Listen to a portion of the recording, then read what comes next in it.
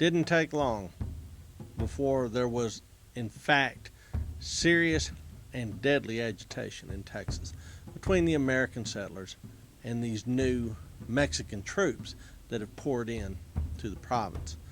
Well, the thing that really kicks it all off becomes known as the Anahuac disturbances, which occur in May to June of 1832. These disturbances pit William Barrett Travis against Juan Davis Bradburn. There's some charges that are brought up. Travis is arrested and taken into Anahuac, and his friends all agitate for his release. It's a near riot. But before things get too out of hand, the situation is diffused.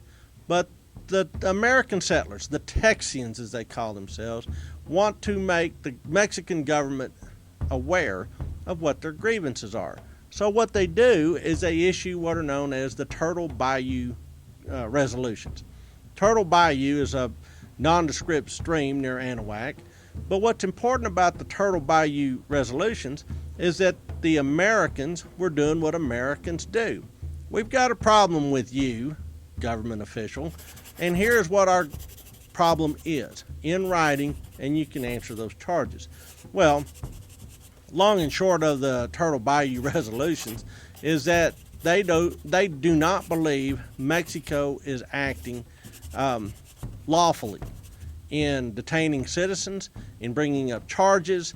Essentially what you have is a major conflict between how Mexico conducts its legal system and how the Americans expect the legal system to be conducted. Well, the actual wording has a number of resolves. There's 4 of them. But of these resolves, they essentially are an assertion of the rights of free-born Republicans, small r Republican Americans. Unfortunately, that does not translate well into Spanish, certainly not in Texas. On top of that is Juan Davis Bradburn, an agent of the centralist regime of Bustamante, or is he an agent of the Federalist regime that oust Bustamante? Nobody in Texas knows who's really in charge in Mexico City, so they're trying to guess. But at the same time, they know what they would like, and that is kind of America Light transported into Texas. So you've got federalism, centralism, and, well, Americanism all kind of competing for hearts and minds in Texas. Well, eventually, the garrisons in Texas are put on alert, and Texas mobs, militias, attack these Mexican garrisons, declaring for federalism. So what they're trying to do is essentially curry favor with the government in Mexico City by saying, oh, you guys have thrown out Bustamante and the centralists? Well, we will too. We'll attack these garrisons up here in Texas. And there's a pretty good little dust-up at Velasco and Nacogdoches. The Battle of Velasco occurred between June 22nd and June 25th. There's 5 Mexican soldados that are killed, 13 are wounded, and there are 7 Texians killed and 14 wounded. There's shelling of the fort by a schooner armed with some cannons that are lashed to the railing. It's all very makeshift on the part of the Texians, but they draw Mexican blood.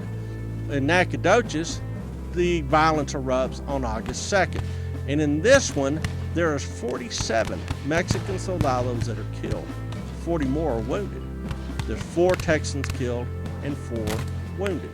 So, we're talking about pretty serious battles that are starting to erupt in 1832, all because these Texians are declaring for Santa Anna and federalism, as opposed to Bustamante and centralism, which has been driven out.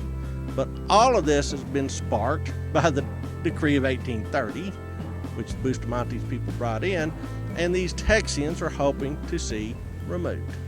It's complicated, but blood has been shed.